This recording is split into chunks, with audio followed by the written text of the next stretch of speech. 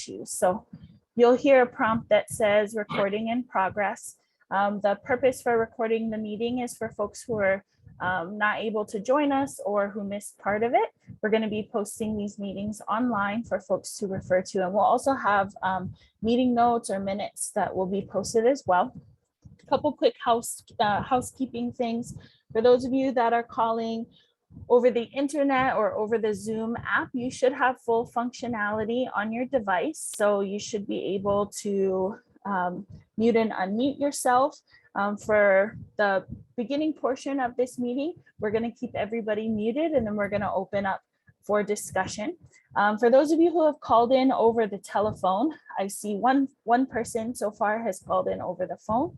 Aloha and welcome. Just wanted to let you know when we get to our discussion time, in order to mute and unmute yourself, you'll just toggle or dial *6. So that'll mute or unmute you so that you can also participate in the discussion.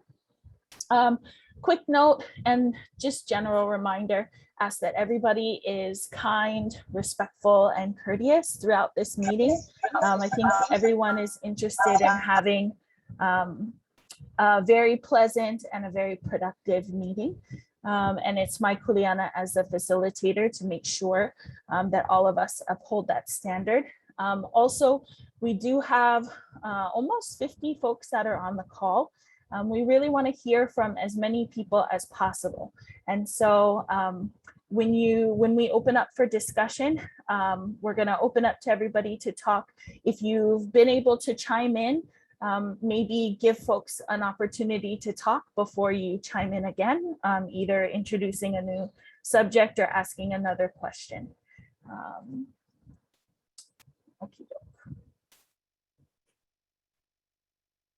So agenda for this evening, we got through the beginning portion. It is 6:05 p.m. We're going to start with project team self-introductions. We'll keep it as snappy as possible. I'm going to do a brief slideshow and do my best to breeze through it, cover the information that's important, but also leave as much time as possible for kuka or open discussion amongst folks. And then right at the very end, we'll talk a little bit about next steps and how to stay involved. Again, I have a few folks who have just hopped on. Aloha and welcome. There is a sign-in form in the chat box.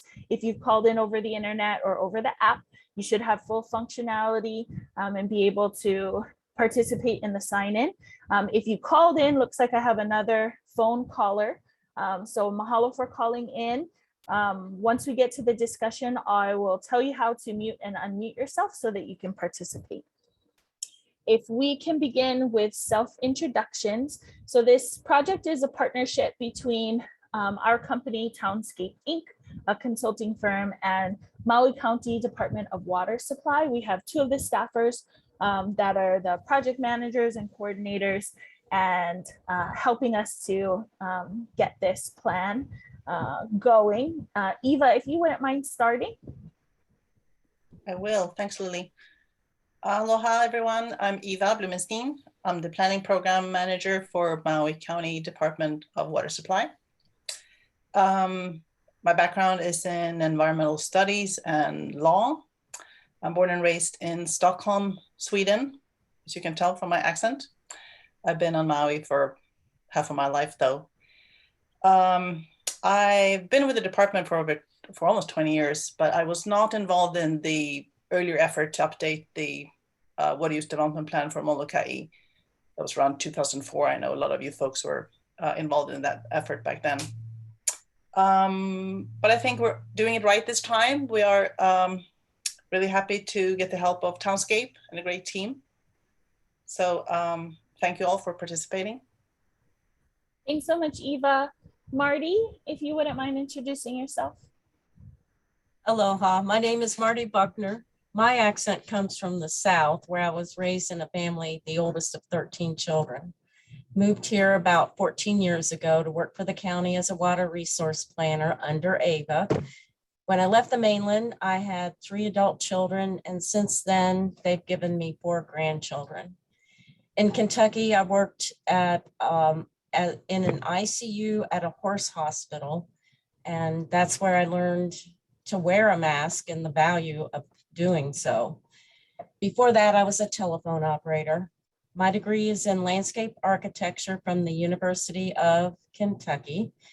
After graduating, I worked in community planning at an engineering firm, and I'm stoked to be working with this team on the Moloka'I Water Use Development Plan. Thank you. Thank you so much, Marty. Bruce and Sherry, if you wouldn't mind. I guess I'll go first. Aloha, everybody. I'm Bruce Tsuchida. I'm the principal planner of Townscape, Inc. Just a few words about my background. I was grew up in the New York City area and did my early planning work in the Boston and New England region, moved to Hawaii in 1984. I'd just like to tell you a little bit about why our company is called Townscape. My early planning work in New England was mainly for small towns. These are towns of 5, 10, 15,000 people.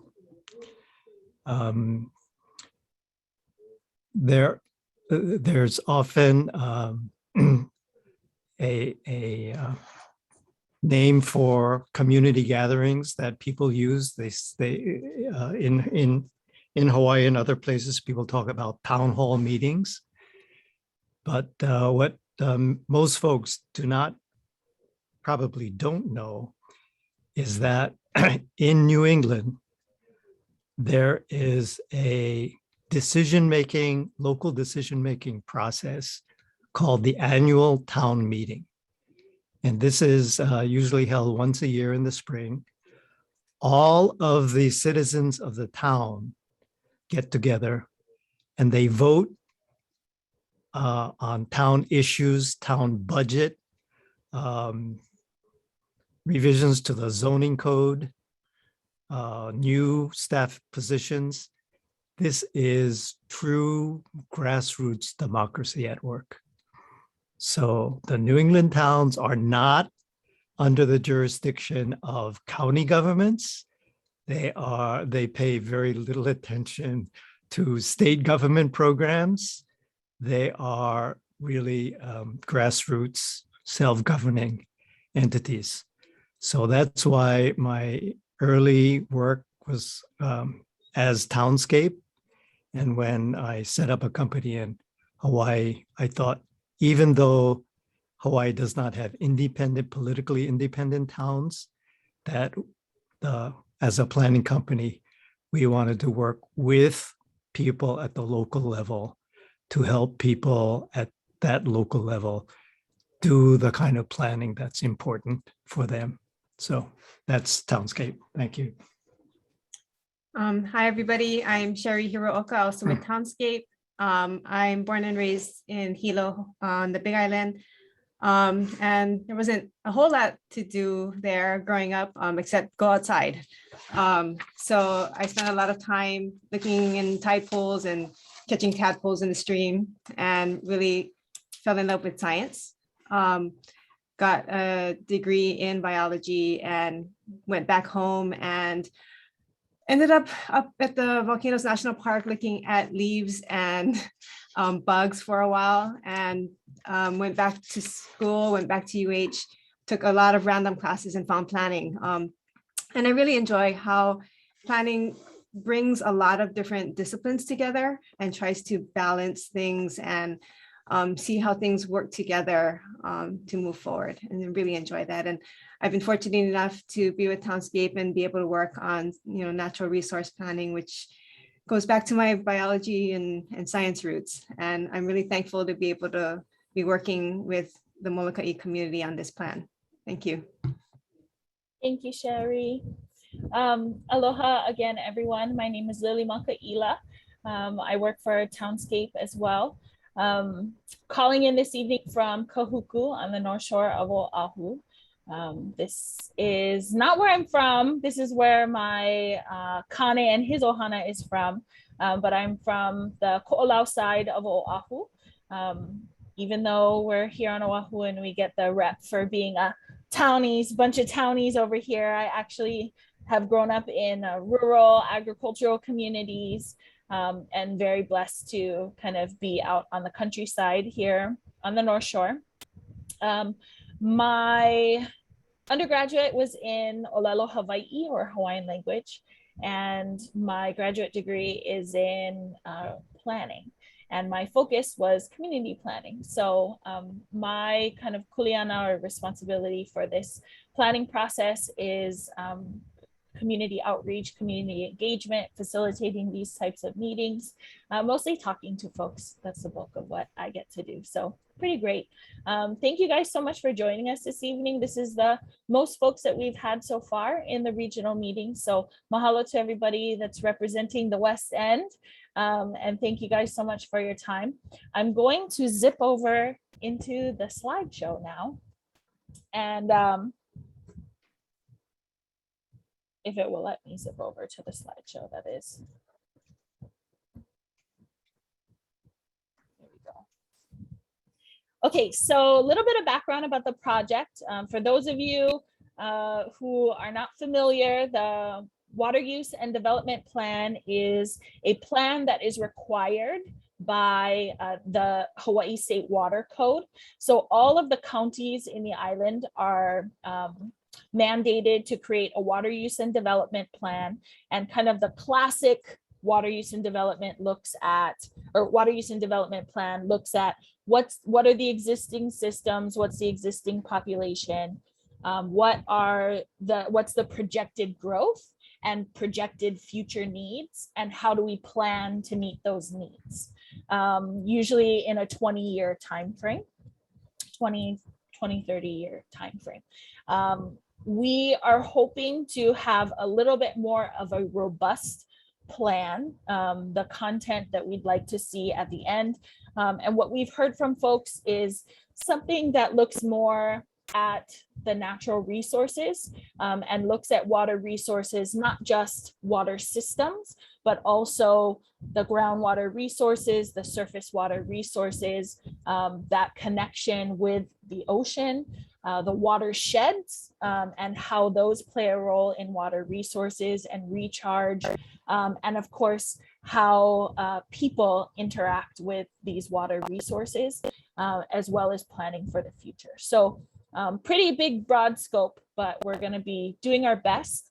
The goal is to really find a balance between, incorporating into this plan principles of preservation and management of the water resources, the natural water resources, and sustainable use of groundwater and surface water, and development that would serve the future users, future population. Wanted to cover a few quick issues. So we've been doing our best to chat with folks and have kind of small group meetings. We've had a handful of other meetings. I have a short list of water issues. These issues are by no means complete. I would say this is maybe the top 15 or 20% of what we have heard from folks, but I just wanted to cover a handful of the things that we have been hearing kind of by different folks. So geography of water demand. So the idea is that there's a lot of water on the east end, but there's also substantial populations in the central and west end of the island. And how do we kind of handle that deficit or difference between the two? Kuala Pu'u aquifer wells. So we understand that kind of 3 of the major groundwater wells are all pulling from the same aquifer, and there's conflict between just the actual operation of those wells and the effect on the groundwater resources. We also understand that there's a conflict between water withdrawals, so pulling of the groundwater, and how that affects surface water, stream flow, springs, and how that water makes it to the ocean or doesn't make it to the ocean, and the effect on the nearshore marine environment. We've also heard about this need for water recharge and planning to kind of recharge the aquifers for all the water that is taken from the aquifer, making sure that we're planning to recharge those aquifers. Also, Moloka'I Ranch has a bunch of different complicated issues that we've heard from folks. One is that they have kind of a tenuous ownership right now. It's a foreign company that owns them. The ranch is up for sale. And so not having kind of a clear future with ownership of Moloka'I Ranch puts folks in a very vulnerable situation, as well as surface water and spring diversions. We've heard about that and its effect on kind of the natural resources and population and the flow of the streams to the ocean, where those diversions are located. We've also heard about the deer and ungulate overpopulation and how, in the last year or so, it's gotten so bad that it was kind of a public health hazard. And also that overpopulation has an effect on the watersheds themselves and the health of those watersheds. We've also heard about high water rates, especially you folks on the West End, some of the highest water rates in the state. We've also heard about a lack of agricultural water or water that can be used for irrigation for agriculture. And that conflict between land being zoned for agricultural use, but there being a limited amount of water resources and water supply. So again, those are just kind of the top 15, 20% of some of the larger issues that we've heard. These are some of the water resources that we've heard folks talk about, and this is a little bit heavy on the east side. I think east side folks have shared a little bit more about the water resources, the vahipana, the places that are really, really important, the water resources that are really important. So there was a mo'olelo, or a story about Ha'eku, which had to do with kind of the Kuala Pu'u area, and a little bit of old mo'olelo about community and some of the natural resources in that area. We also heard a story about Kiha, or like this large reptilian creature or deity that was a guardian for a fish pond on the east side named Kapualei, the Kiha, not the fish pond. We've heard about north-south connections between the Pelekunu area and the Kamalo area. Families having connections in both places, even physical connections between kind of water tubes or lava tubes and water and resources flowing between those two areas. We've heard about the importance of limu along the shorelines and how that can be indicative of the health of the coastal area. We've also heard about Mauka to Makai connections, specifically the Hihiwai and Oopu, those native kind of stream creatures, and how when the water doesn't make it all the way to the ocean, that affects their life cycles. We've also heard about the blue holes, so those pockets in the coral reefs that occur because there's an abundance of fresh water coming up from the ocean, and how those areas were and are fishing areas, important fishing areas. And also about Waiakeakua, which is a water source that's in the top of the mountain in the east side. So love to hear a little bit more about some of the other regions as far as those important water resources. Wanted to open up for Kuka Kuka open discussion. I only went 1 minute over on my slideshow, which is better than I did last night. So what we're hoping to hear from folks is just kind of general questions, if you might have questions about the project. Also, if you might want to elaborate on any of the water issues that we've discussed, or talk about some that I didn't have time to discuss in the slideshow, just kind of open discussion. What I would like to do, there's a handful of folks now that have all called in on the phone, and it can be kind of hard to participate in these meetings when you've called in over the phone because you don't get any of the functionality or the visuals. So for those of you who have called in over the phone, if you would like to kind of share and participate in the discussion, what you're going to want to do is toggle or dial *6. So *6 is going to unmute you. I'm going to give a few minutes for those folks who dialed in, if they want to unmute themselves, and then I'll kind of moderate who gets to talk first. And then once we've gotten through any of the folks who've dialed in, then we'll hop over to everyone who's called in over the app or the internet. So again, if you have called in over the phone and you'd like to speak, dial *6 and you'll pop up on my window, and I can call out to you and you can share whatever you'd like to in the discussion.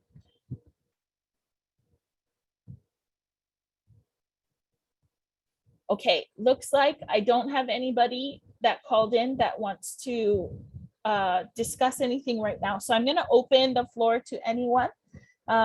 If you would like to unmute yourself, if you see yourself in the gallery. So I'm actually going to stop share real quick because it can be kind of distracting when everybody's little. So you should be able to see yourself in the gallery now. On your toolbar, there's a mute and unmute button, so you can go ahead and unmute yourself. I see Michael, you've unmuted yourself. Hi, aloha, welcome. Aloha and mahalo for doing this. Thank you for being here. We appreciate it. Now, I'd just like to give a little background about myself. My wife and family and I have been coming to Moloka'I since 1988.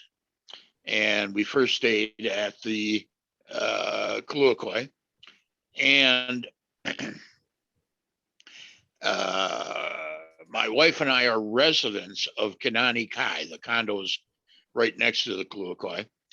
And I've been on the board of directors of this condo association for several years. And the big question I have is no one is mentioning well number 17. It's my understanding that well 17 was owned by the Sheraton. And now, of course, that all transfers to the ranch. Now, I've heard that the reason the Sheraton left here is that they wanted to put a direct line from well 17 out to the west end.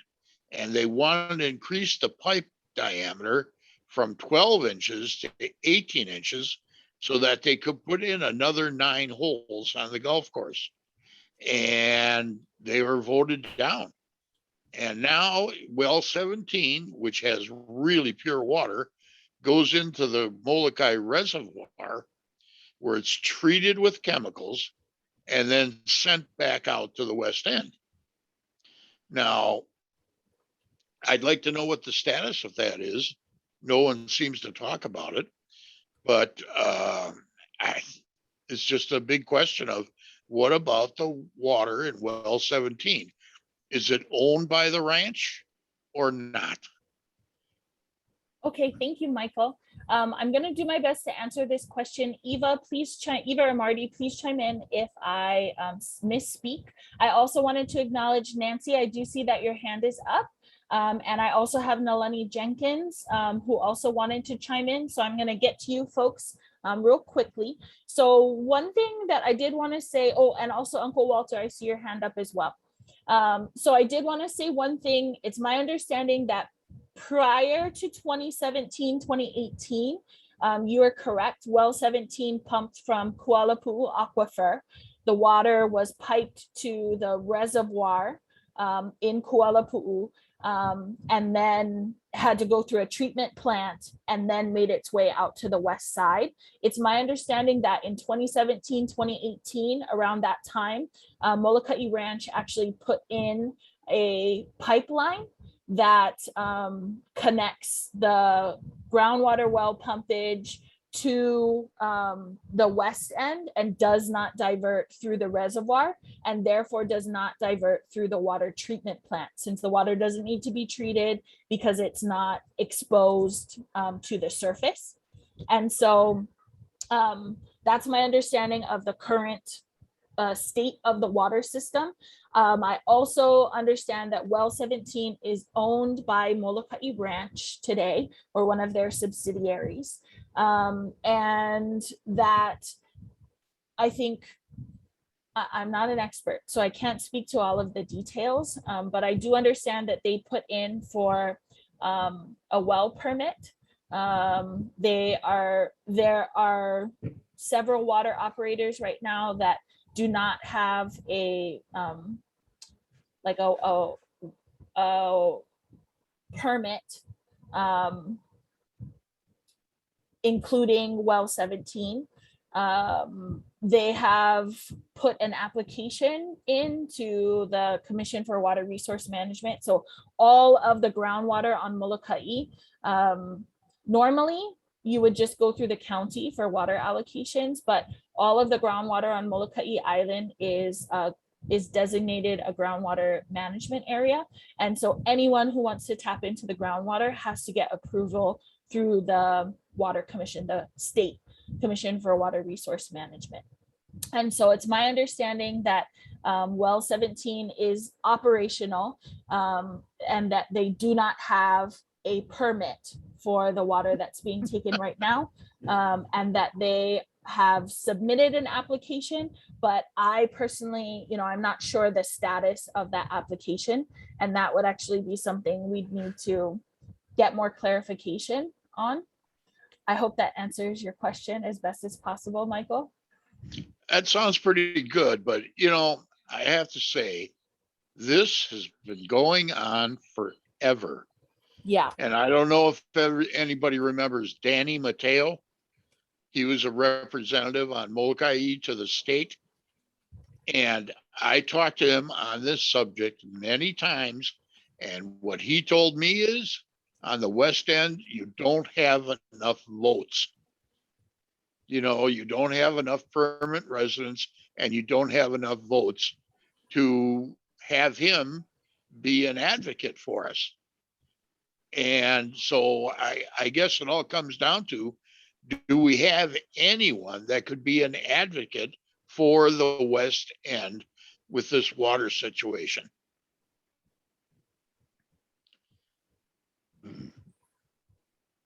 I think that is a good point. I'm going to jot it down on the record. I do want to hop over to some of the other folks, if that's okay with you, Michael. Of course. All right. Thank you Mahalo. Thank you very much. I had Nalani.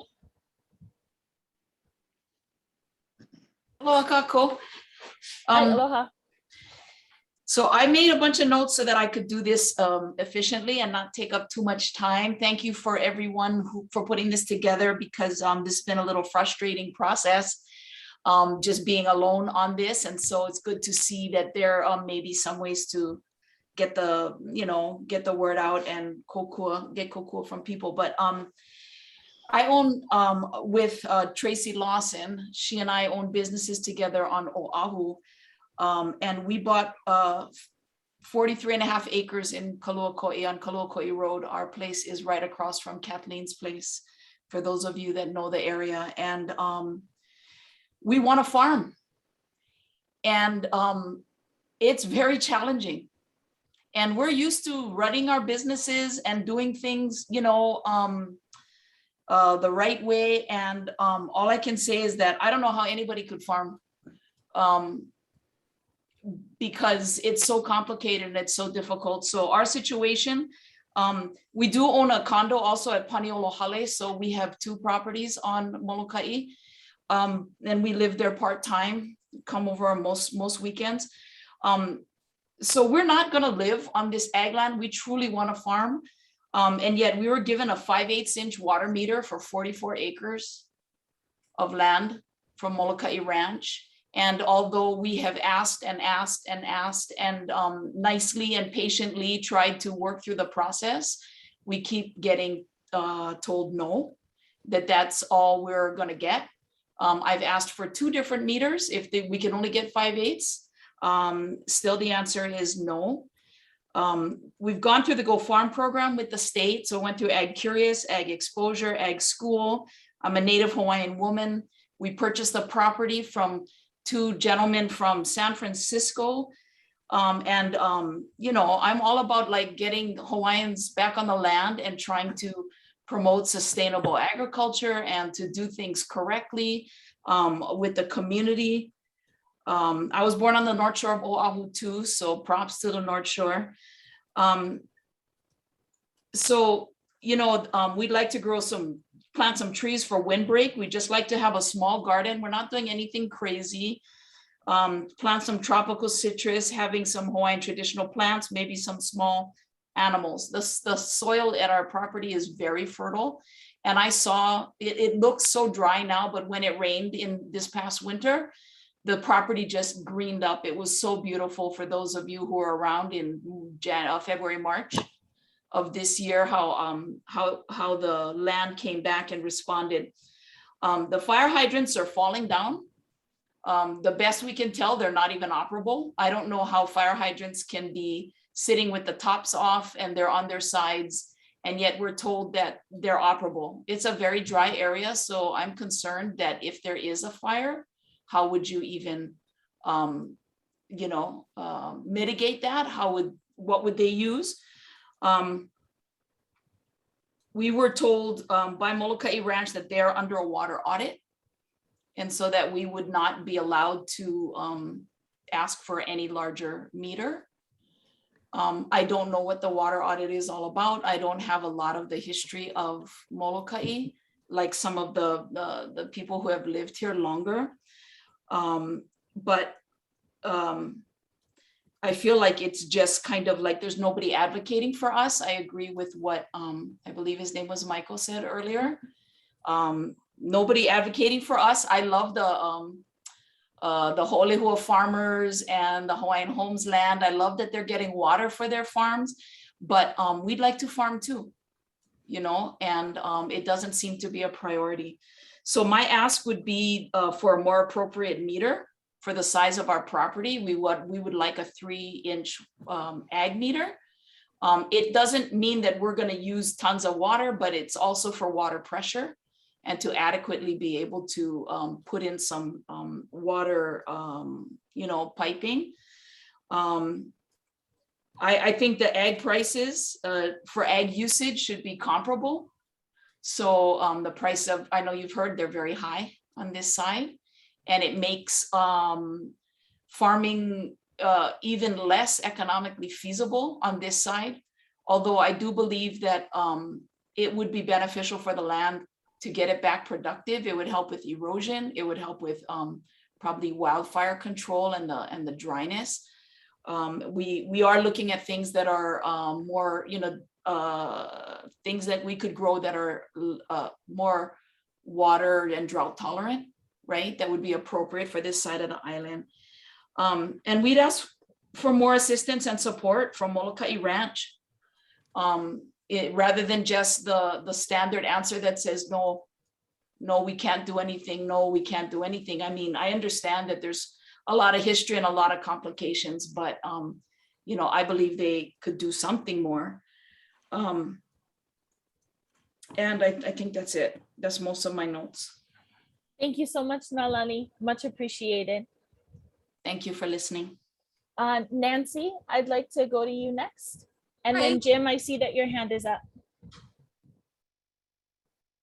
I just wanted to make a couple of quick comments. I live out here full time on the west side. I've been out here for 6 years, and we've owned the property for 20 years now. 2 things. One is I just want to again point out that we are beholden to the ranch. And I know that the ranch has bad rap on the island and that people don't want to help the ranch. Look, we have to get our water from them. We'd be happy to get it a different way. We would love to have the county come in and take over our water. Right now, we have to buy it from the ranch, so we're all stuck. And we just want to make sure that the ranch's past behavior doesn't harm us in this allocation of water. Because we live out here, we all own ag land, and I know people have said it before, I'll be brief. We can't farm our land, we don't have any ag water. We're paying the most expensive water in Hawaii and probably in a lot of states to try to grow our crops. And that just isn't sustainable. It's not good for the land. It's not good for us. So that's my comment. I just don't want to get burned because we have to get our water from the ranch. We would love, love, love to get rid of the ranch, but we can't. So I just want to put that out there. I know there's people on island who will fight to restrict the water that the ranch gets. Just don't restrict it to those of us who live here full time. Thanks. Thank you so much, Nancy. Jim, I see that your hand is up. Yeah, so I'll be really brief. My name is Jim Duran. I'm a resident of the West End. We built a house and been out here for about 10 years or so here.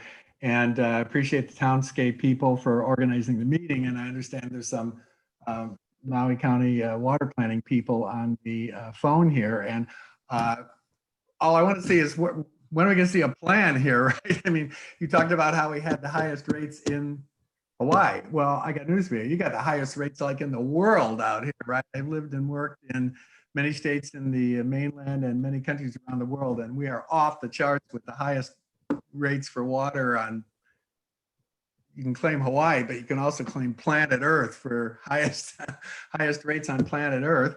We're trying to do some work down here, and I spent several $1,000s to put an ag water line in, and we don't have any ag water here. So that's pretty useless here. And so all I want to know is, when are we going to see a plan from the Maui water people to improve the water supply to the West End, lower the rates, and get us some ag water? You know, I understand there are problems, but your charter is to develop the water resource in a sustainable way. You showed that on your first chart, and distribute it to the people here. And right now, I'd rank the last 10-year performance as an F on that. And I'd give it a lower score if there was a lower score.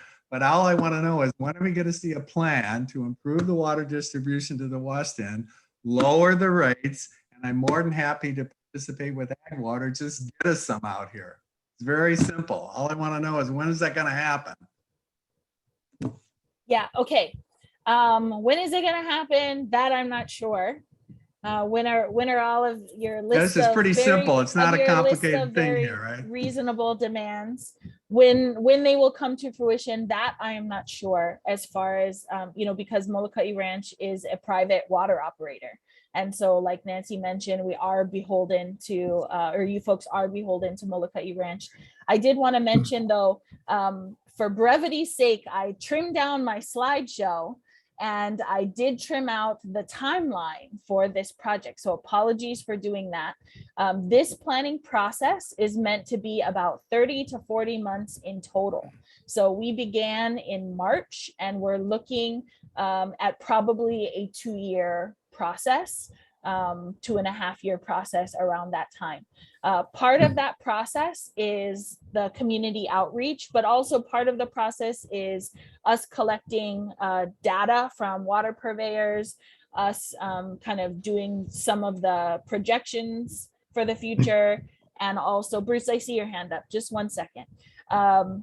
And also having multiple drafts for community folks to review. So it is a rather long process. Bruce, go ahead.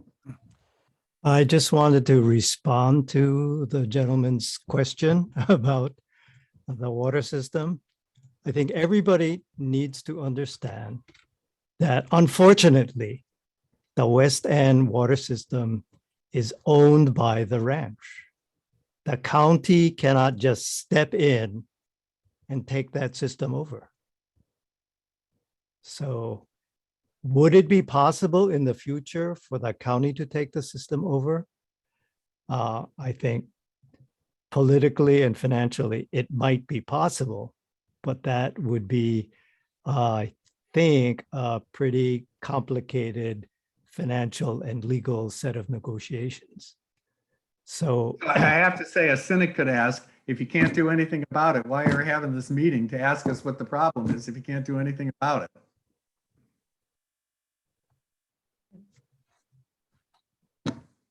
I'm not saying we, and it's not we, it's lots of people involved. I'm not saying nothing can be done about it. I'm saying, though, that it is a complicated process. It cannot be solved tomorrow. But I think part of this plan is going to be to look at what solutions might be possible and set the stage for some change. Okay, I do see other folks' hands up. I want to chime in real quickly for some of the comments that are in the chat box. So one comment is Mango Stevens mentioned the pipes are owned by the ranch, not the water.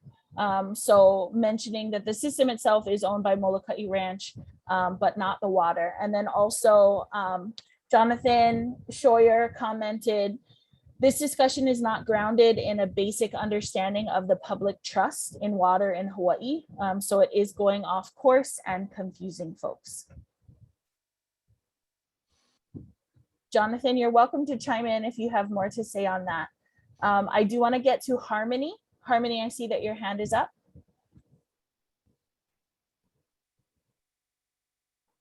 Yeah, aloha. Hey, aloha. This Harmony is all I have. Aloha mai.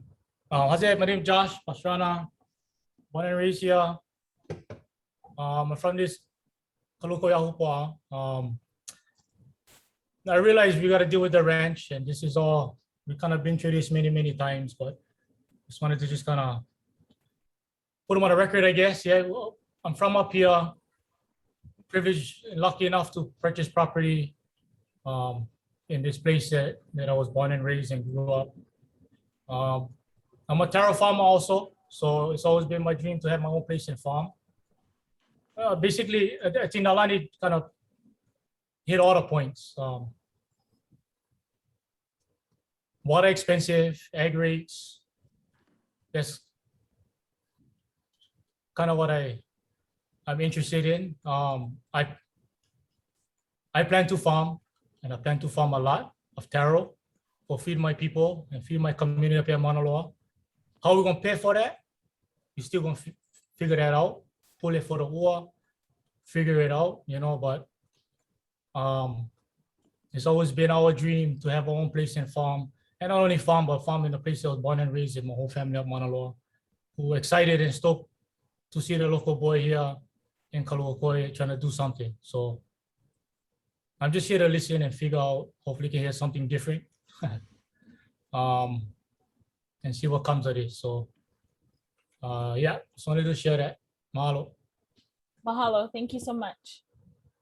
Wanted to jump over to the chat box again. So there was a comment that said in the 1970s, Moloka'I Ranch got expedited permits from the county to develop Kaluakoʻi.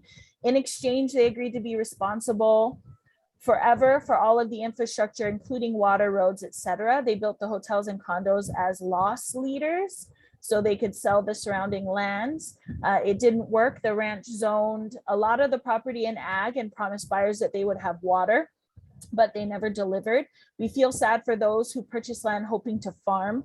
The ranch is still responsible for the water, etc. If the county took over the systems, all of us would be responsible for funding the promises that the ranch made in order to get their development permits expedited.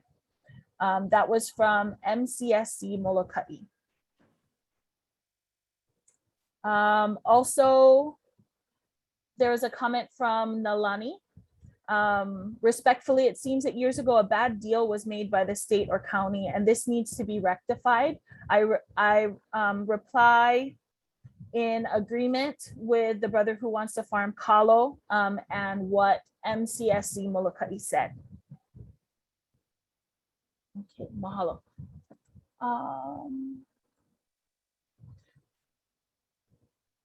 Okay, anybody? Oh, Norman, I see your hand up.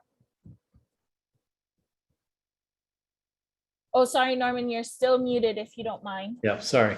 Thank you. I just wanted to say that I hear from a lot of the people on the West End very routinely, and I think the majority view is that everyone wants everyone on Molokai to have adequate water. That includes the homesteaders who are farming actively and people on the West End who would like to be able to grow some crops and also meet the requirements of their agricultural zone. Right now, they can't meet those requirements because they don't have any ag water. And the rates charged are so exorbitant that no one can really do anything to meet a farm plan. The Molokai Ranch really got involved when they purchased much later than the 1970s, the old Kaluakoʻi Hotel. And before that, it wasn't the ranch that was developing the properties. I do agree with the person in the chat box that the permits for development of the Kaluakoʻi and also the ranch lands were based on ag zone, but that was really just so that it would expedite it. It wasn't realistic unless ag water was provided. And that's a sticking point for everyone. But because the Water Commission itself says that they believe there's, quote, 79 million gallons of sustainable water, I think that that townscape should be focusing on how can we get adequate water to everyone to meet their needs.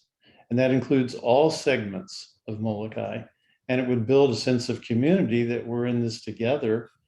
And that's what most people on the West End want. They want adequate water development in a sustainable, economically feasible, and environmentally sound fashion so that everybody on the island can have adequate water.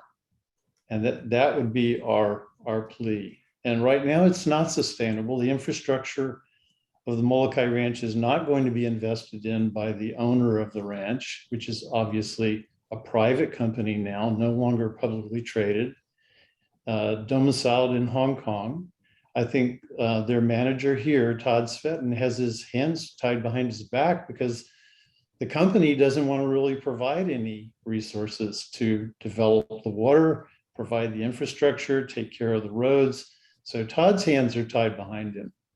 And we're all victims of the ranch being owned by, an external company who really just wants to sell it and doesn't know very much about what's actually happening on Molokai.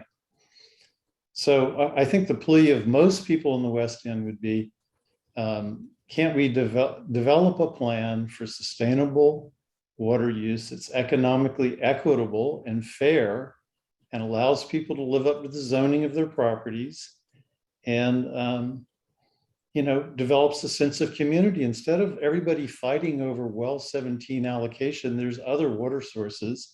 It probably does require the county to take over the water system, and the water system is something that is a community trust. I agree with that.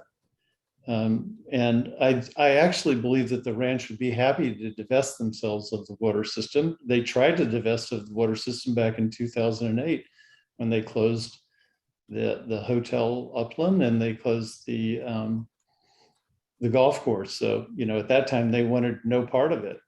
So I don't think it would be difficult for the county to take it over if the county shouldered that responsibility. And again, I just think there's adequate water on the island for everyone. That's it. The long-term plan should be development of that. So that's my opinion. Well, your opinion is well said, and I totally agree. Thank you very much, Norm.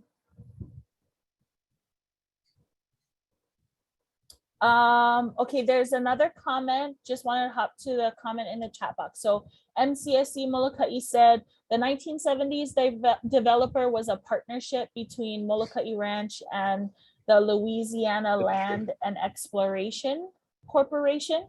Right. They built the Sheraton and the condos. The property has been sold several times since then. The agreement to maintain water, sewer, roads, etc. in perpetuity does go with the title of the land. Mahalo. I agree with that. That's accurate. Mahalo.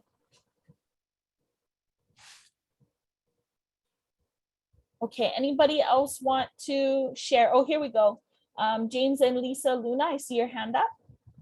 Hi, my wife and I, Lisa, we just bought in Kanani Kai, and it was our understanding that there was negotiations at one time with Moloka'I Ranch and the county to take over the water system. Have those negotiations fallen apart and there's just no communication now between the county and the ranch to try to take over the water system and maybe trade or do something? Or are they just at a position now where they just want to sell and divest from the whole thing as far as the ranch? Does anyone have any input on that? Okay, thank you, James. Eva? Yeah, so yeah, I'm aware of the request some years back from Moloka'I Ranch to sort of offload, used the word, the system onto the county. I wasn't involved in the negotiations, but I know that there were difficulties in identifying what the infrastructure, the blueprints, the as-builts. There's a lot of these older legacy systems. We have them in Maui too. That were built way back. They were not built to county standards, and there may not be accurate maps or information about what infrastructure is to even do an assessment of what the issues or even a fair price for the system. So I believe that was some of the reasons why the negotiations fell apart that time. To my knowledge, there's no current negotiations that I'm aware of between the county and Moloka'I Ranch to acquire the water system. Thank you, Eva. Well, is the county prepared to maybe act upon that? Or, is there something that could be done to help facilitate the county to get involved and try to reopen the negotiations to try to bring that Well, about? I mean, this discussion is because this plan is supposed to guide the county council, the mayor administration, Department of Water Supply, private water purveyors, and the Commission on Water Resource Management, how to allocate water for what purposes, what is wise investment in infrastructure, including, what is the long-term solution for a private water system like Moloka'I Ranch. So I hope that this is sort of the forum where some of that brainstorming and hopefully coming to some compromises instead of sort of this black or white, that this is something that the community as a whole would like to see move forward. So I would hope to see that this is, something that this plan could guide the county to take action on. Not tomorrow. Yeah. Very Thank you, good. Eva. Thank you. Thank you so much, James and Lisa. Did want to hop to the chat. There was a comment from Dave Jolly. Norm Risk comments are correct. Perhaps the upcoming federal infrastructure funds could be a part of the solution. I'm thinking the solution to kind of issues with the water system. I think that's what it's in reference to. Okay, any other folks wanted to chime in?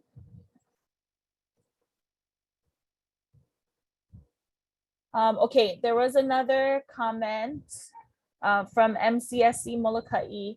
The negotiations with the county were the result of the ranch's threat to shut down the entire water system after they failed to get their La'au Point development plan approved. The ranch dropped the threat after winning PUC approval to charge the highest water rate in the country. The county wasn't interested, in part because the system was so decrepit. Comment from Norm. I would hope Maui County does try to obtain federal funds to rebuild the infrastructure and develop more sustainable water sources. Okay, I see Stephen has his hand up. Go ahead, Stephen. Hello, this question I guess is for Ava. Within the county of Maui, are there other private water systems, and how has that worked with the county in the past? And could you share any of the other information as you've gone to Lanai and the island of Maui and talking about their water allocations, how the county works with these private systems that deliver water to individuals in the county? Yeah, thank you. Well, so I can speak to, there are multiple things. There are, of course, the private purveyors where there may be an interest from the purveyor to sell or dedicate the system to the county.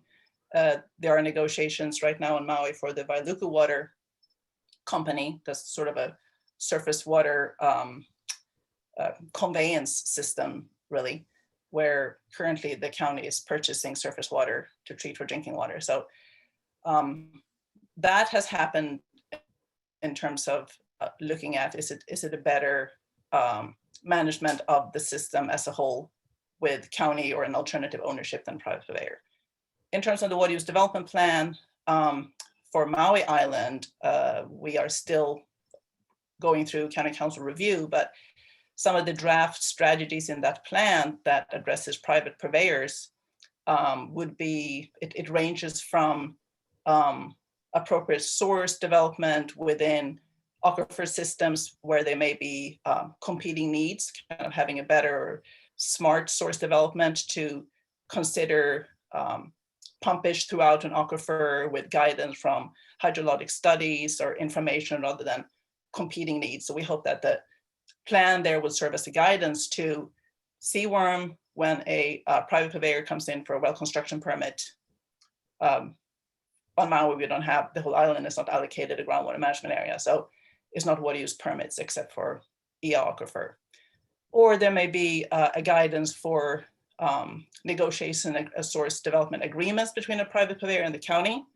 Those source agreements need to be approved by county council. So that's another vehicle where those strategies can be implemented. It can be contingency agreement or sort of backup agreements between purveyors, between a private purveyor and the county. On Molokai, that could be between DHHL, another private purveyor, and the county for when you have a pump that's down for whatever reason, operational maintenance or something like that. So that's another way that the plan can kind of guide how source is used and how infrastructure is optimized between county and private water purveyors.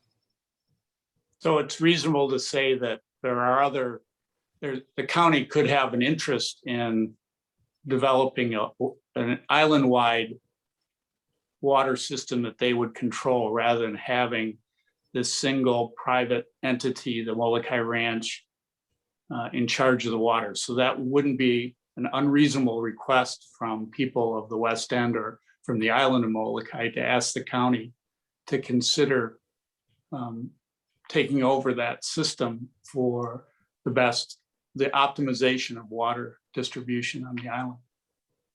Yeah, I mean, there's obviously many pros and cons. I mean, there you have the county as a large purveyor. We can fund and manage programs such as conservation programs or source protection. We invest in watershed restoration, watershed management that a private purveyor may not do.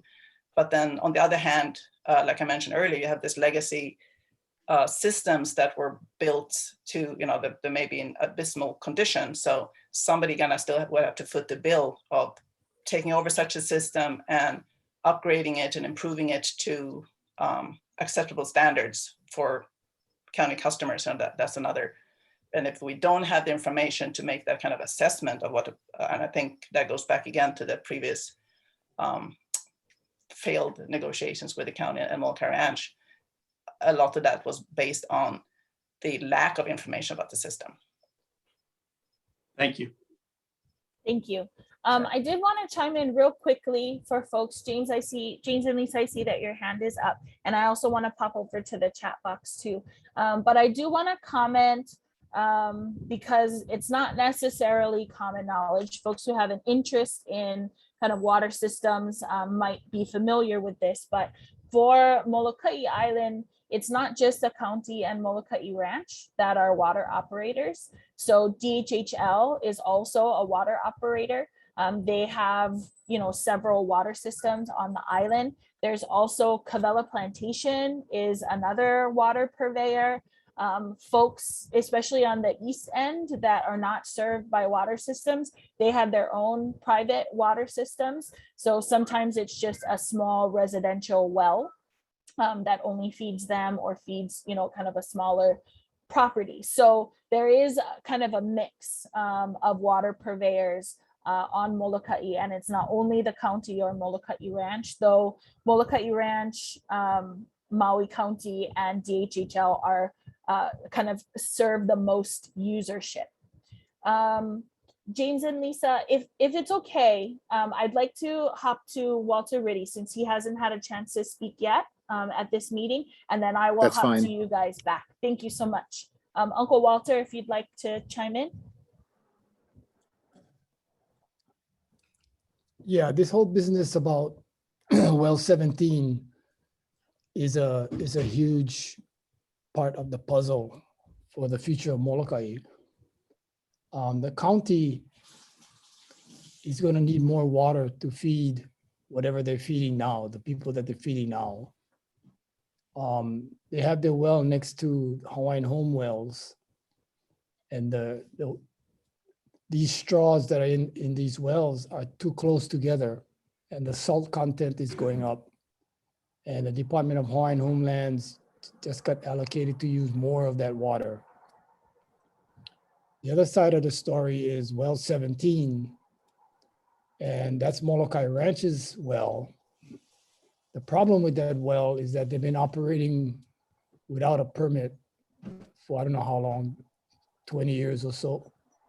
And that's illegal. Sooner or later, there's going to be a huge bill.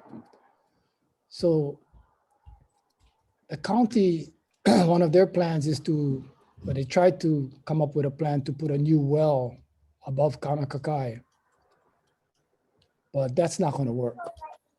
Molokai is not in a mood to be putting in new wells, because every time you put in a new well, you have negative impacts on the shoreline. And the reef system on Molokai is a huge food source for the residents of Molokai. So the county is going to be hard pressed to come up with a new well. So Moloka'I Ranch is up for sale. So the county should be joining up with some partners to buy Moloka'I Ranch. And their interest in buying Moloka'I Ranch would be to get well 17. Well 17, the allocation for well 17 is higher than anybody else on this island. They have the ability to take out 1 million gallons. And they were going to use that to develop La'au Point. Now that La'au Point died, there's going to be hard press for the ranch or anybody else to say that they need 1 million gallons. So what I'm trying to say to all of you is that you need to get involved in this idea of Moloka'I Ranch that is owned by these foreigners from Singapore, and they want to leave badly. The problem is we don't have, they want $260 million, which nobody's going to pay that amount of money for that ranch.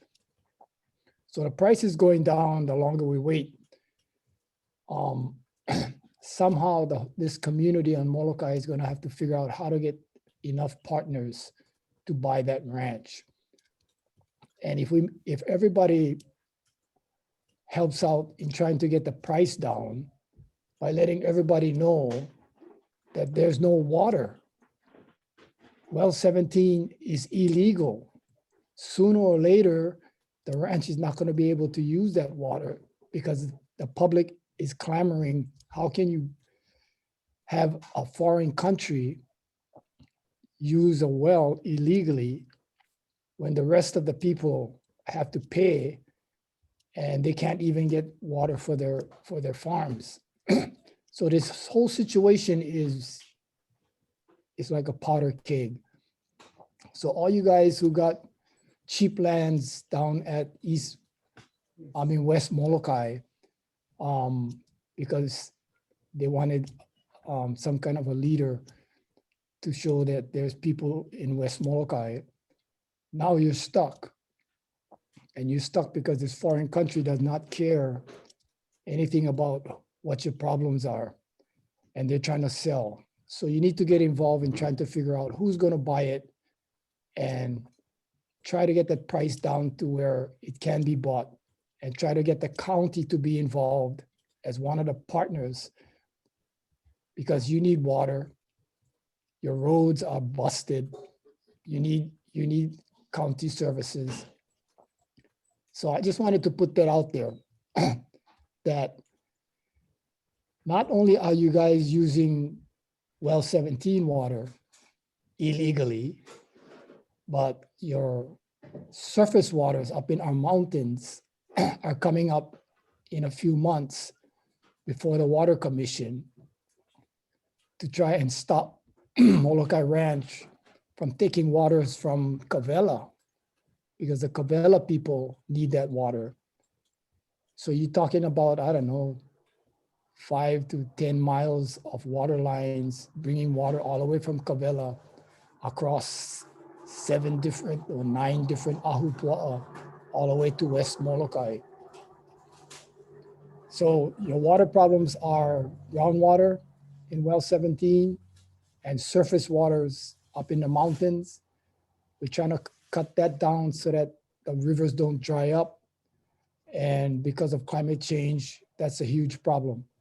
So you guys need to get involved on West Molokai because you're the driest ahupua'a on this island. And you can't just sit there and every once in a while say something.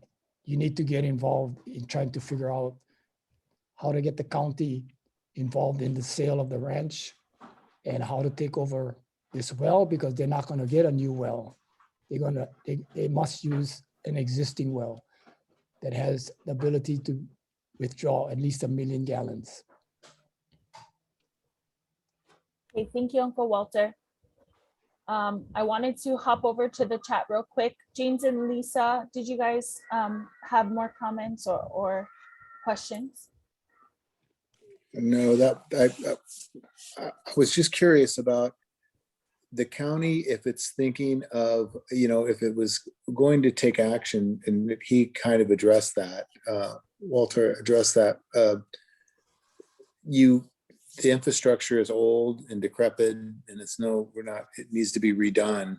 If federal funds became available to be able to fix that, I mean, obviously there's people that are native up in Maunaloa and different areas that want to farm and do their thing, as mentioned earlier. They need the water too.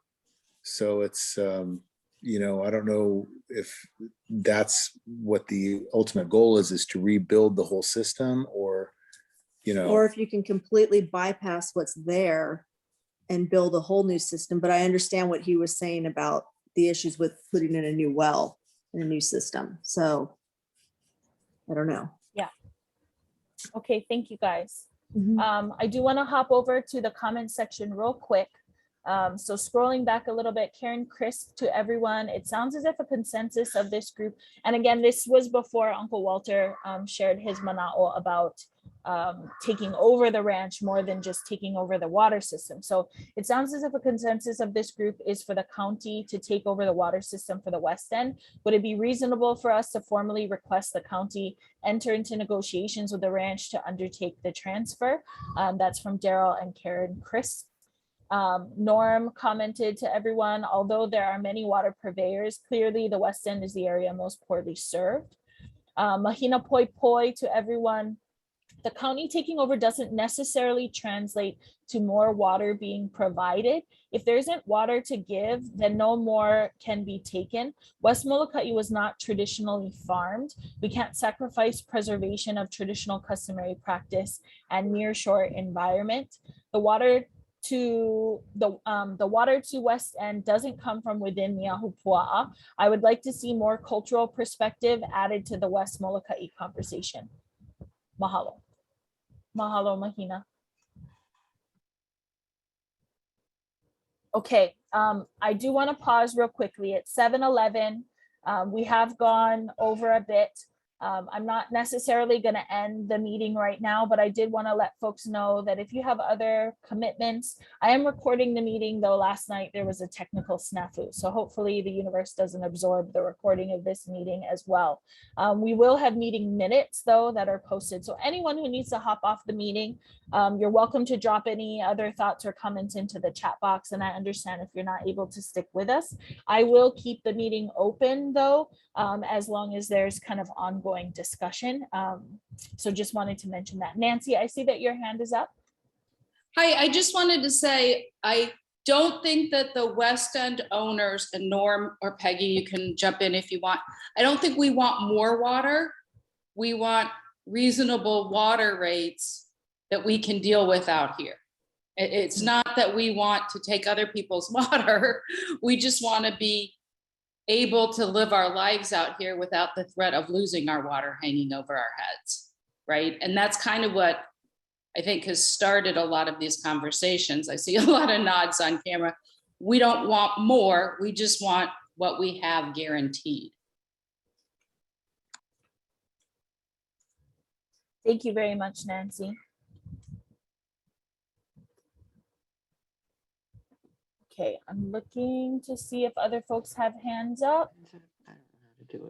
If anybody, if anybody wanted to chime in, go ahead. And, oh, Marshall, I see that you unmuted.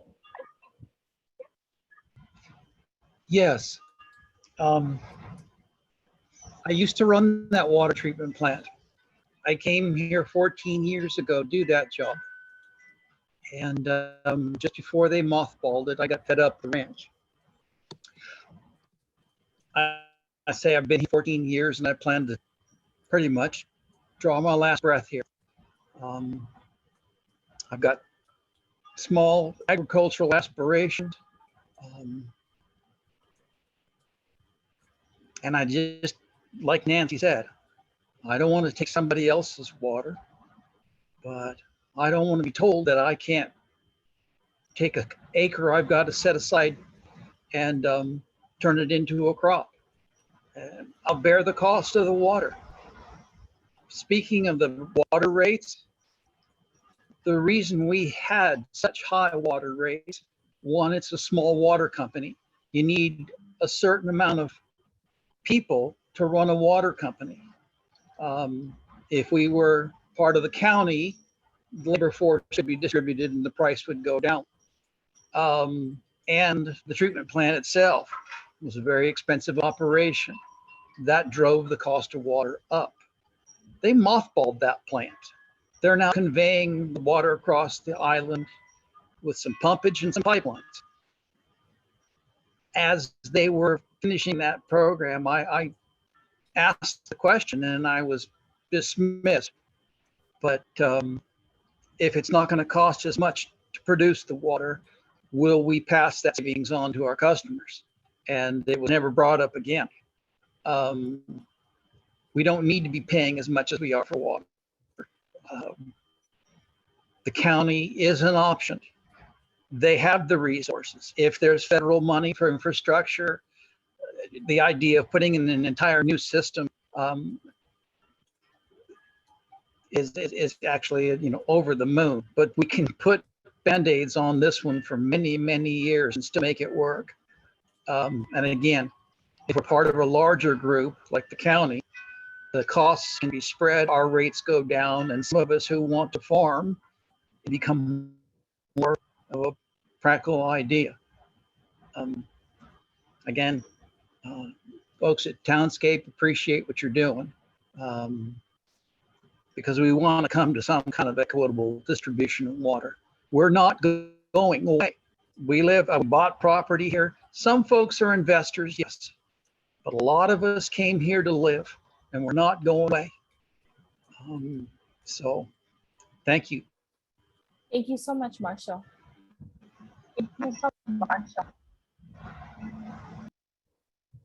Uncle Walter, I see your hand is up. Give me 1 second. I want to read this comment real quick. So Peggy Bond to everyone. Fair and guaranteed allocation and pricing is what the West End needs. Also a comment from La'apoi to everyone. The problem is expecting water on the West End. Kaluakoʻi has no aquifer. There's a reason that the native population never permanently inhabited Kaluakoʻi moku. Uncle Walter, I see that your hand is up. You can go ahead.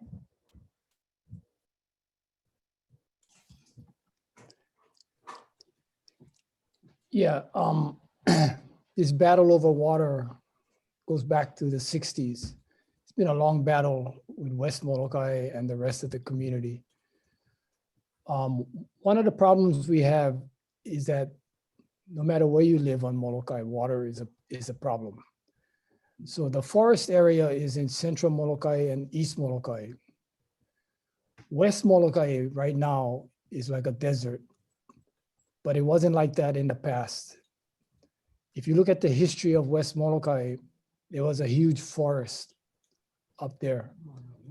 And that forest has many, many stories. And you guys need to learn some of those stories. So the reason why we kept fighting with Molokai Ranch was because they refused to replant their forests. They overgrazed it with sheep, cattle, goats, deer, everything. And all we asked was have a reforestation program so that in the long run, we know you're not going to keep taking all of our water. And when I say our water, Molokai has this system called the Ahupua'a system. So all the wells are in the Ho'olehua area, in that Ahupua'a area. And we were afraid that West Molokai, with all of the big plans they had with development, one day on the table, there was a development plan for 35,000 houses out on West Molokai. And that was going to be the bedroom community for Oahu. And they had this boat that could raise up above the waves and go across. And every morning it would take all the workers to work. So you can imagine how we felt afraid of West Molokai, which refused to put up their own forests and had their straws in our forest. So we've always been deathly afraid of the development at West Molokai because nobody wants to replant the forest. So that's one issue I'd like to throw back on the table as part of the planning process, that at one time there was a forest and there was water at West Molokai. And if you don't put the forest back, you're going to be a threat to the rest of us on Molokai.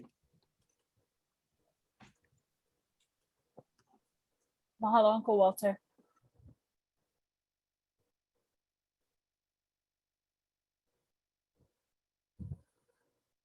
Wanted to jump over to the comment section.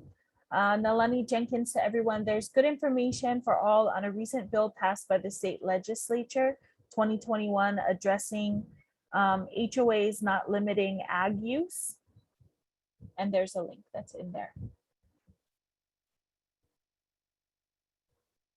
Okay, wanted to kind of ask if anybody wanted to chime in. If you've called in over the phone and you wanted to speak up, if you dial *6, then it will unmute you and it will pop you to the top. I'll get a little notification. Okay, Stephen, I see that you have your hand up, but Jonathan, if you wanna comment, I see you unmuted. Yeah, aloha. Can you hear me? Yeah, can. So I do have a lot of appreciation for Ava and for the effort the townscape's putting forth, but I just want to bring up my earlier comment.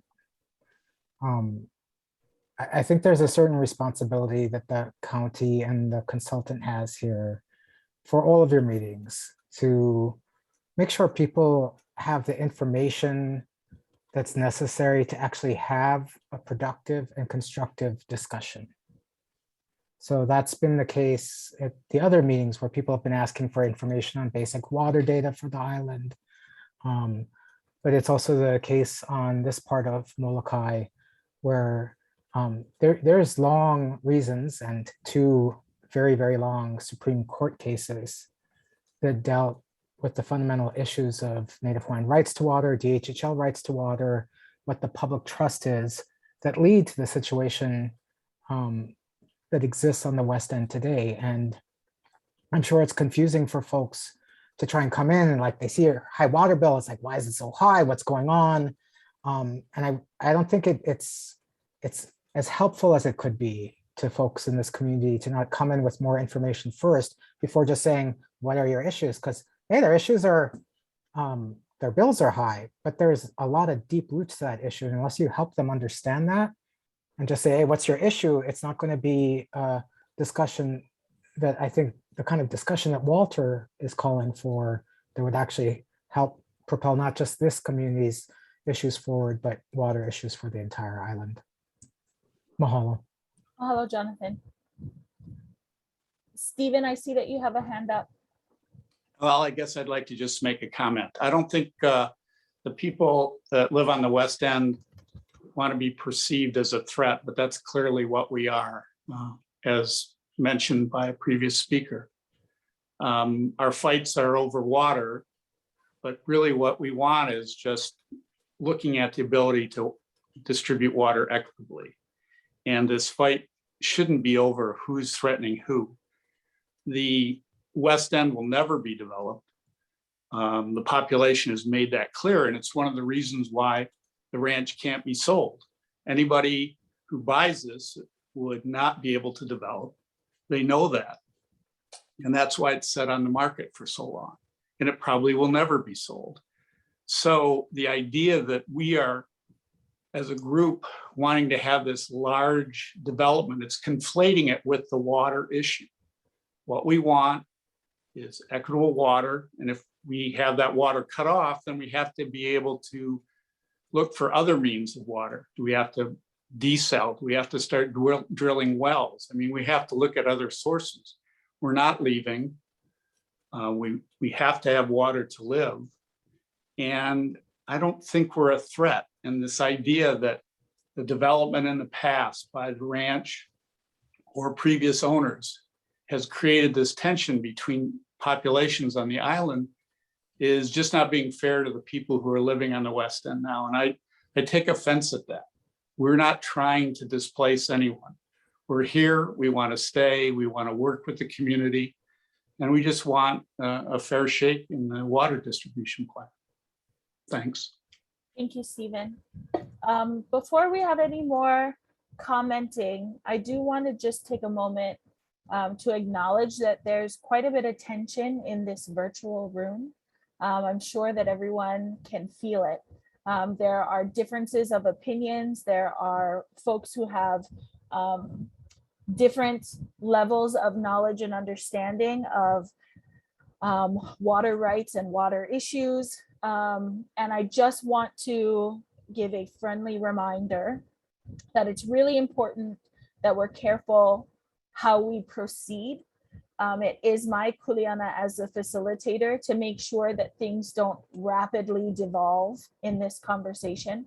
I want to continue what I think so far has been, though tense, useful conversation. I think that it's been productive conversation, and I think that folks have expressed their perspective in a respectful way. Apologies for offenses, but I do want to make sure that our continued discussion is a respectful and courteous discussion, and that just ask that everybody be as mindful as possible about what we're saying and how it affects everyone else that has kind of taken time to be here this evening.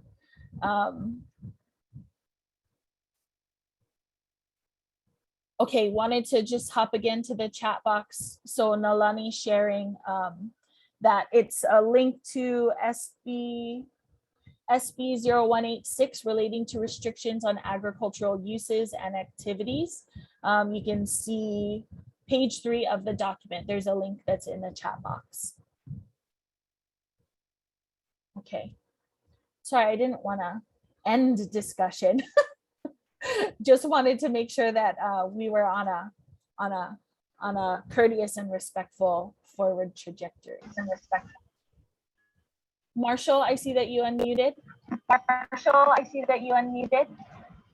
Yes, first of all, I want to thank you for your skill at moderating and your heart for a productive discussion on this issue. If I could ask a couple of questions. I called and asked, oh, excuse me, back up and ask the question first. I notice every time we have heavy rains that the ocean turns red and we lose all the water that falls on the land. Is that something that is healthy and good for the reef system? Is it good for the near shore population? Is that something that we want to continue? Or would we benefit from a series of filter dams along the gulches that would allow some of that water to percolate into the ground and stop the silt from coating the reef system? A possible tack to be taken. I asked that question, and I was told that's the purview of the Corps of Engineers, and they don't have any plans of doing anything with it. As a community, can we come together and see if we can increase the priority of a project like that? Again, if is feasible and it doesn't undo what naturally and historically is good for the reef. Is it good for the reef for the silt to coat it every time we have heavy rain? And yeah, I think there's a question in there and there's a suggestion in there. And Yeah. Thank you. Okay, thank you, Marshall. I did want to comment on that real quickly. Also, Bruce, if you're still with us, if you want to chime in at all. So there's actually a USGS report that we looked at recently that talks about the destruction to the nearshore reefs and kind of the barrier reef that's off the coast of Moloka'I Island. So siltation, that kind of runoff of soil that builds up and covers the coral reefs is very destructive. It's very damaging to the natural resource and to the environment. And I think that the report itself was very well written. Sherry, if at all possible, if we could share any information that we have. Yeah, Bruce. Hi. Just a couple of quick comments. Yes, Lily's correct. The sediment is very bad for the reef, and the reef is slowly beginning to be destroyed by all the sediments. Second, I have to say, I don't think turning to the Corps of Engineers is the solution. Frankly, the solution for Molokai has to be more forests, more plants, and less deer, and less other hooved animals that are eating all the plants. Everybody needs to restore natural forests to as much of the island as we can, and that will help the reef. Thank you very much, Bruce. Before anyone else chimes in, I did want to hop to the chat box real quick. So Scott W, to everyone, aloha family. I believe all of Moloka'I's people should have the same water cost and availability of fresh potable water. Anything less than equal water rights and equal cost of water is a form of discrimination and truly inhuman and should not be allowed by the Ohana of Moloka'I, County of Maui, State of Hawaii, or federally. How can any human try to keep water from another person in God's eyes? For the good of our island and for generations to come, we should work on and implement a stewardship improvement program to stop wind and water erosion on Moloka'I and grow huge orchards of food trees. We can plant many different food-bearing trees throughout the island using an organized stewardship improvement plan, specifically design, use, and hold existing island water runoff into seasonal reservoirs, to water orchards, which help slow wind erosion and feed Moloka'I plantings. I'm very willing to volunteer and assist in planning and implementation of stewardship improving our life. Mahalo. I also wanted to mention, it had come up in another meeting that lo'i kalo are a great way to recharge as well. Anything that can hold the soil in place and slow the movement of the water from the mountain out into the ocean allows more time for that water to percolate down into the aquifers and recharge our groundwater resources. So I think there's a lot of different ways that we can mitigate some of these major issues. And I think what we're hearing is that there's a lot of community interest. And hopefully this plan can help to facilitate some of these discussions and provide a forum for these types of discussions. Wanted to also, Sherry dropped the coral reef study by USGS for South Moloka'i in the chat box. So for anybody who wants to look at it, it's actually a pretty short link there. Comment from Jonathan Scheuer, U.S. Soil Conservation has been providing the ranch with erosion control recommendations for decades. The ranch has never been willing to comply. James and Lisa, I see that you folks have your hand up. So you want to unmute? Yeah, I would just like to, from the comments that are being made about reforestation, and it sounds like an exceptional idea, and based on the comments from the committee, that it makes the most sense to prevent erosion and ruin it, keep the reef from being destroyed. But you need water to do that, and so seasonal reservoirs or creating a reservoir that would be able, sustainable reservoirs that could, or reservoir, whatever, that could therefore water the forest, create, so the forest could be recreated.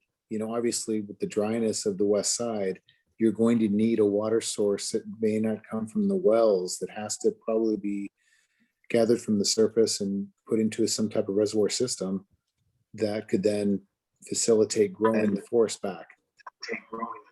I just wanted to comment. Thank you, James. Marshall, I see that you've unmuted. Well, that's James and Lisa, good point. We can't grow forests without water in the first place. So where I used to work, I was actually superintendent of water production for a fairly large city. And we maintained spreading fields, basins. If all you do is slow the water down a little bit, and that's what a series of filter dams do. They slow the water, they catch the silt. When the basin fills to a certain level, it overflows back into the stream to the next, and it caught by the next filter basin. And over a period of time, it takes maintenance. You get in there with equipment and clean the silt out, but it protects the reef. It recharges our local aquifers and gives us a source of water to grow forests. And over time, the forests themselves change the weather pattern, and the whole system starts to grow and mature. So yeah, it's going to be a multi-pronged, coordinated effort to meet the needs here and to return this side of the island to its former beauty. Cattle, too many deer, hardscape, roads, house roofs instead of open soil, all contributed. We can't get rid of the roads and the houses, but we can reduce the number of cattle and deer. We still want to have a food source. We're a small island, and we're dependent on what comes in on ships, or we grow and raise it ourselves here. That's activity that will put a load. I mean, it'll tax the land. But again, coordinated, multi-pronged approach will lead to reforestation, and then we can all stay. Then we can all have a pretty island, and we can all enjoy fresh water and good things to eat grown right here. Thank you again. Thank you very much, Marshall. Eva, I wanted to hop to you real quick. Uncle Walter, I see that you have a hand up, and I also wanted to jump to the chat as well. Eva, go ahead. Yeah, I just want to add on just with the last two, James and Marshall mentioned about reforestation in dry areas. There is some initial irrigation requirements needed to establish a native forest, but that's not an ongoing demand. So we know the Nature Conservancy and the Molokai Land Trust has successfully reforested dry areas with very little initial irrigation that the dry land forest can then survive on its own. So there's hope. Thank you very much, Eva. Uncle Walter, I see that your hand is up. If I can, just 2 seconds real quick. I want to read this comment. Or 2 comments, sorry. MCSC Moloka'I said, Moloka'I Land Trust has revived a large number of native species at Mokio. Without extensive irrigation, the native plants left seeds behind, and Mokio is an amazing testament to the ability of the land to revive if it is protected. Mahina Poi Poi said, MLT has been doing good work with dryland forest restoration, perhaps expanding or building off that model. Also, R1 water treatment for ag irrigation. Uncle Walter, go ahead.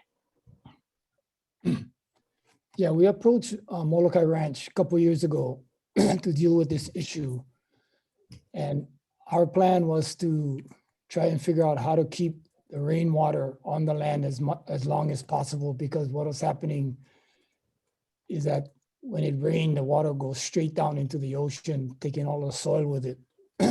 So our plan was to have the water stay on the land as long as possible by putting in swales. And you put the swales according to the contour of the land so that the water goes sideways instead of straight down. And as it goes sideways, it spills over to the next one that goes sideways. So this is called permaculture, and it's done all over the world. But the problem was we couldn't get a right of entry from the ranch. We wanted to do an example at Dixie's, because Dixie's was getting huge amount of red dirt going into on the beach and into the water. So as you can see, every time somebody tries to resolve a problem, you get stifled by Molokai Ranch. So that's been the problem for us here on Molokai all of these years. Yeah. All of the different owners of the ranch, and all they want to deal with is dollar signs and not with trying to make things better for the future. Thank you, Uncle Walter, for sharing that. I see that you're on here as Jane's iPhone that you folks have unmuted.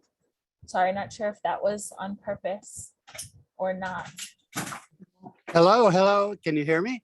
Hi, aloha. Yes, we can. Hi, my name is Pete Bellman. I'm on my wife's phone, Jane Pearson. We lived on Kaluakoʻi, and I've been visiting for many years, been here full time for going on 3 years. You know, I think it's all about personal responsibility. You know, we are at the headlands of a big gully. Our property, water runs to our property, which if you think you can own Hawaiian land, I guess that's another story. But the property that we feel responsible for, we've been putting swales in. We've been sprouting and growing willy willy and kukui nut and milo trees. We also been collecting water the best we can. I think it's about a personal commitment to the Hawaiian way, the a'apua, where you're responsible and you share and you take responsibility for the aina, and you do all you can for everybody around you. You know, the bylaws out on the west side specifically say that when you purchase property or you become responsible for that property, you're also responsible to control the erosion. You know, so many of these people out here don't control the erosion that affects all of us, affects the aina, affects the reef and the fish that we all rely on. We are all responsible to work together. And just because you think you own land, that doesn't mean that that you're not responsible to take control and try to manage for everybody. And so we've been doing what we can to be personally responsible. We don't get out there in the public much. This is the first meeting we've ever listened to. But we have swales, we have cows, which we are very careful and we control, and that we graze carefully. We try to control, we're doing some fencing now to try to slow the deer down so that we can take control of the gully that we have, so we can plant the native Hawaiian trees and start reforestation. We have to do it ourselves first. The government's not going to do it for us. Take responsibility yourself and do it for the reality that we all live here together and we do this for each other. And sorry, I don't talk much, but thank you very much for your time. Thank you very much. Much appreciated. Thank you for attending the meeting and for taking the time to share.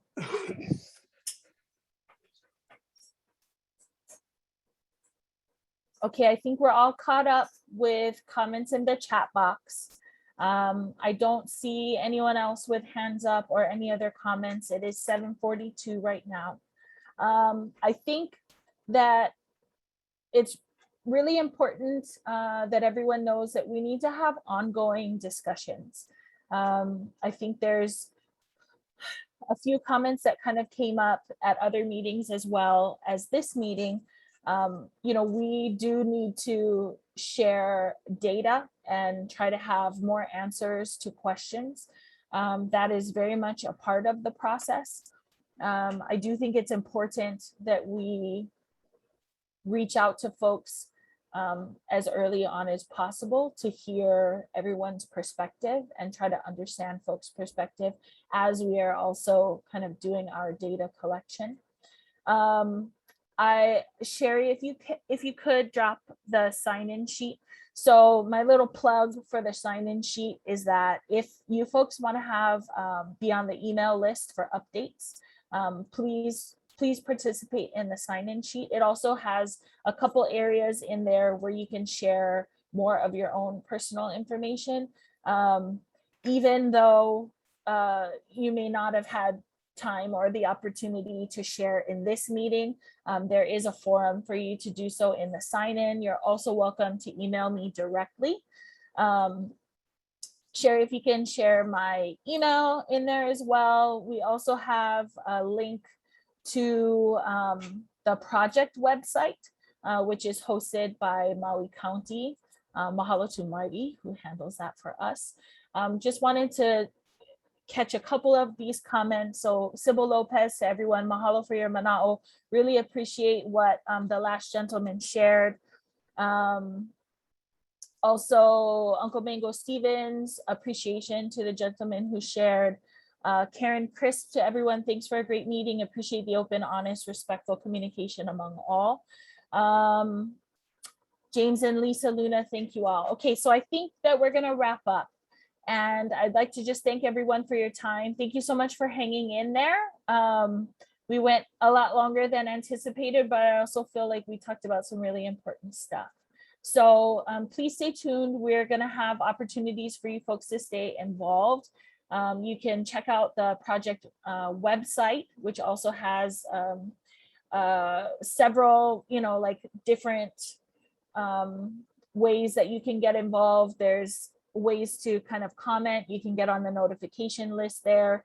We're also going to be posting the meeting minutes for all of the meetings that we've been having. So as soon as we get all of those put together, it'll be posted online. Hopefully this recording is actually recording and stays on my computer and doesn't disappear like last night's one. So all of the ones that we have recorded will also be posted online for anyone who may have missed it or wants to rewatch it. Yes, just wanted to mahalo everyone for your time. Thank you guys so much for being here and for kind of participating so much and sharing so much manaʻo. So this is a wrap for the meeting. Thank you guys. Again, lots of ways for you to reach out to us. Lots of mahalos coming out in the chat box.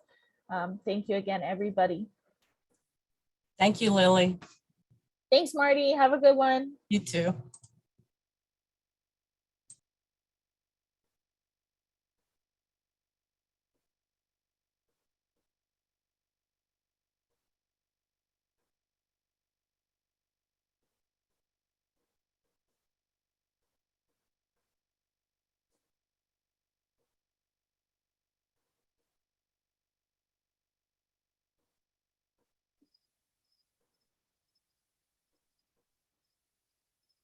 Thanks, Lily, Sherry, Bruce. Thanks, Eva. That was really good, productive of this kind of open discussions. That's invaluable. Much appreciate you being here because I passed a lot your direction. Don't know what I would do without you. It will be more, yeah, and we get into the data and oh my goodness, yeah, but this is great. Thank you so much, Eva. Yeah. Good night. Good night. John, Lily. Thank you, Sherry. Night. Good Bye, night. Bruce. Bye, Well Sherry. done. I mean, it's easy to.